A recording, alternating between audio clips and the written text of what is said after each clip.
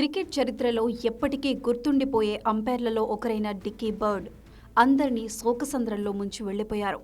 కానీ ఆయన జ్ఞాపకాలు ఎప్పటికీ మనతోనే ఉంటాయి. అంపైర్ అంటే ఎవరికీ నచ్చని ఒక ఫిగర్, కానీ డిక్కీ బర్డ్ను అందరూ ఇష్టపడ్డారు. ఆయన ఏమాత్రం గందరగోళం లేకుండా మ్యాచ్లను నడిపించేవారు. తన కెరీర్ మొదట్లో ఒక సాధారణ ఆటగాడిగా యార్క్షైర్ తరపున ఆడిన అంపైర్గా ఆయన ఒక లెజెండ్గా ఎదిగారు. ఆయన కెరీర్లో 66 టెస్టులు, 69 వన్డేలు ఉన్నాయి. కానీ ఒక్క విషయం మాత్రం ప్రతి భారతీయ క్రికెట్ అభిమాని గుండెల్లో ఉంటుంది. 1983లో మన ఇండియా టీం ప్రపంచ కప్ గెలిచినప్పుడు లార్డ్స్లో ఆయన ఆన్ ఫీల్డ్ అంపైర్గా ఉన్నారు.